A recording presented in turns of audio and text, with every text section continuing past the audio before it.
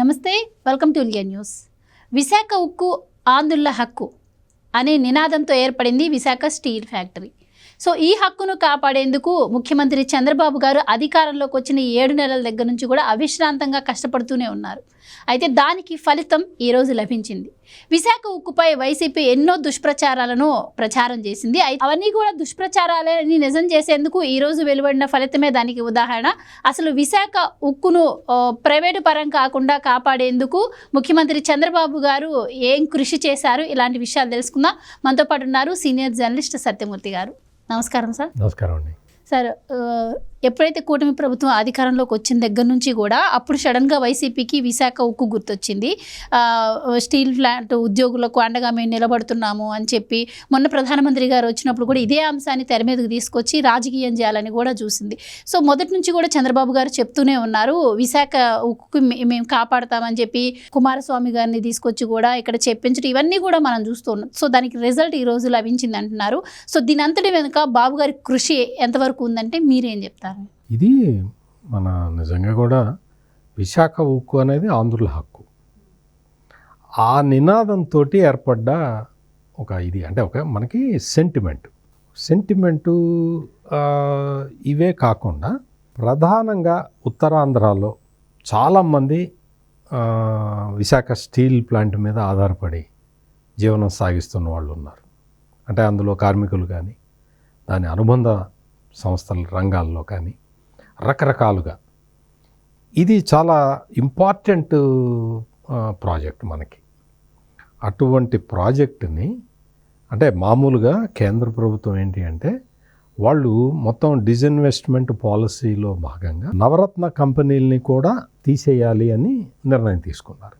నవరత్న కంపెనీలు అంటే Visakha steel plant, LIC, railways ఇటువంటివి అన్నమాట. వీటి నుంచి కూడా ప్రభుత్వం వైదొలగాలి. ప్రభుత్వం వ్యాపారం చేయటానికి కాదు, ప్రభుత్వం ఏదో ప్రజల కోసం, ప్రజల సౌకర్యాలు కలిగించడం కోసం మాత్రమే ఉండాలి, పని చేయాలి అని ఒక సిద్ధాంతాన్ని కేంద్ర ప్రభుత్వం పెట్టుకున్నది. చాలామంది ఈ నవరత్న కంపెనీల నుంచి గవర్నమెంట్ బయటికి రావటాన్ని వ్యతిరేకించారు. అది కూడా సహజంగానే. ఇప్పుడు వ్యతిరేకించటం లేదు, అనుకూలంగా మాట్లాడటం అనేది కాదు. సహజంగా ఏంటి అంటే ప్రభుత్వం అనేది వ్యాపారం చేయకూడదు అన్న సిద్ధాంతాన్ని భారతీయ జనతా పార్టీ బాగా నమ్మి పనిచేసింది, ఆ డైరెక్షన్లో పనిచేసింది. అందులో కొంత మేలు ఉండొచ్చు, కొంత కీడు జరగచ్చు.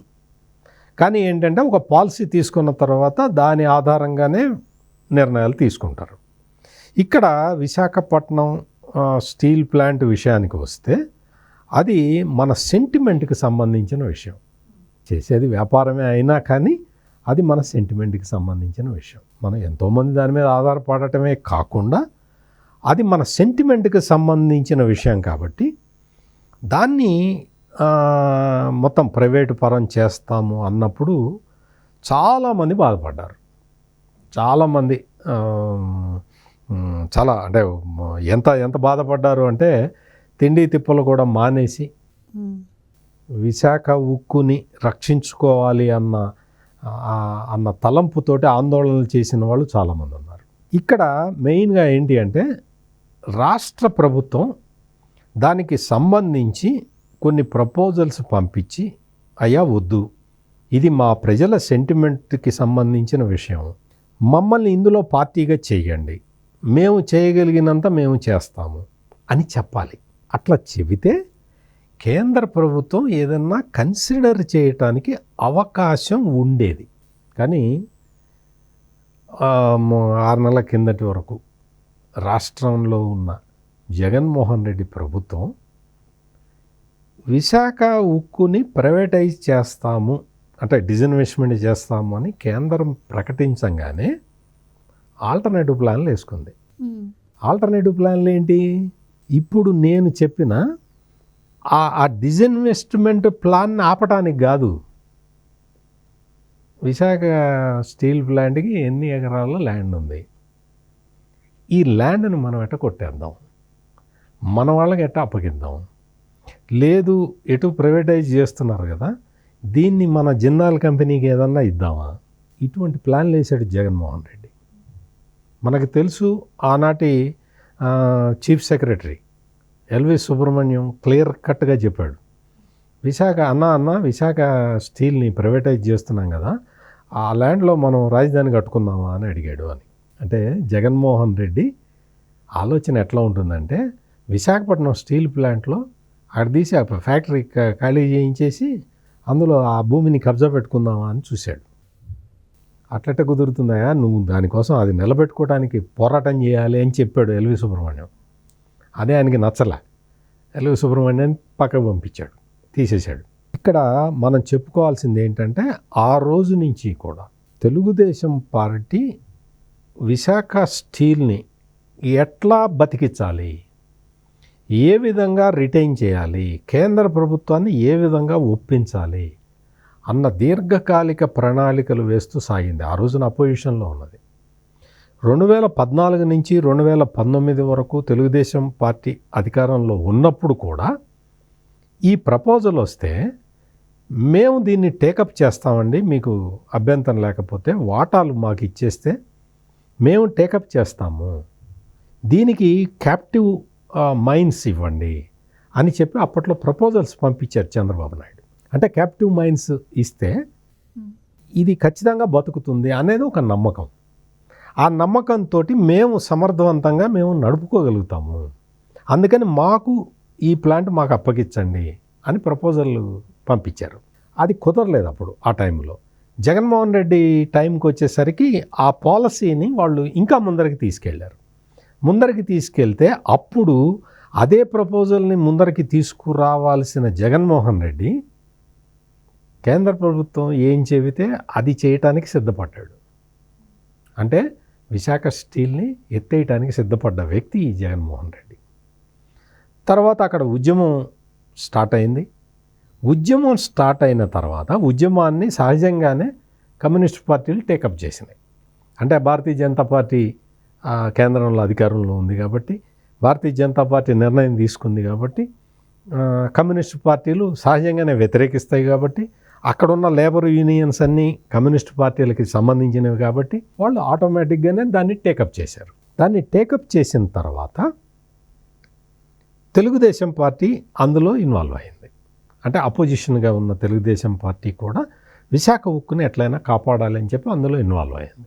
ఎప్పుడైతే కమ్యూనిస్టులు, తెలుగుదేశం, ఈ పార్టీలన్నీ కూడా, జనసేన కూడా కలిసింది, వీళ్ళందరూ కూడా ఎప్పుడైతే ఇన్వాల్వ్ అయ్యి ప్రజా ఉద్యమం తీవ్ర స్థాయిలోకి వెళ్తున్నదో అప్పుడు జగన్మోహన్ రెడ్డి విజయసాయి రెడ్డిని రంగంలోకి దించి విశాఖపట్నం స్టీల్ ప్లాంట్ పరిరక్షణ ఉద్యమాన్ని హైజాక్ చేయడానికి ప్రయత్నం చేశాడు. చిత్తశుద్ధితోటి కాదు సుమా, కుట్రలతోటి ఆ ల్యాండ్ కొట్టేయటానికి, అక్కడున్న సంపద దోచేయటానికి, అంతే తప్ప స్టీల్ ప్లాంట్ని బతికించడానికి జగన్మోహన్ రెడ్డి ఏ చర్య తీసుకోలేదు. తర్వాత కూటమి ప్రభుత్వం అధికారంలోకి వచ్చింది. ఇది ఎలక్షన్ ఇష్యూగా కూడా మారింది.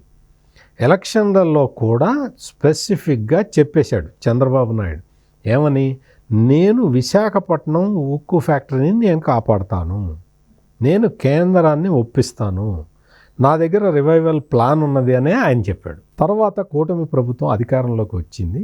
రాగానే వచ్చిన వెంటనే మరుక్షణం నుంచే దీనికి ఆల్టర్నేటివ్ ప్లాన్స్, ప్రపోజల్స్ పంపించడం మొదలుపెట్టారు. స్టీల్ మినిస్టర్ హెచ్డి కుమారస్వామి ఇప్పటికి 3 సార్లు వచ్చాడు.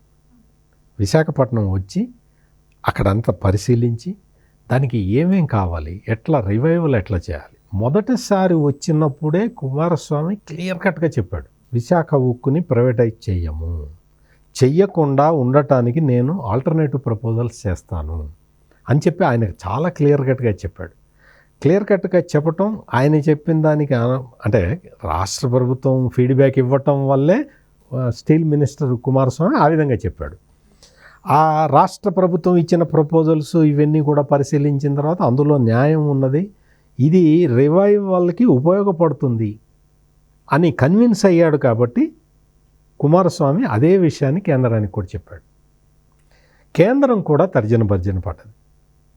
ఈ రోజున శుభదినం, మంచి వార్త ఆంధ్రప్రదేశ్ ప్రజలకి అందింది.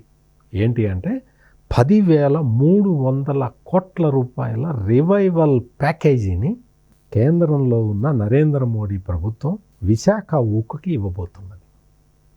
ఇంతకన్నా ఆనందకరమైన వార్త, సంతోషకరమైన వార్త ఇంకొకటి ఉండదు.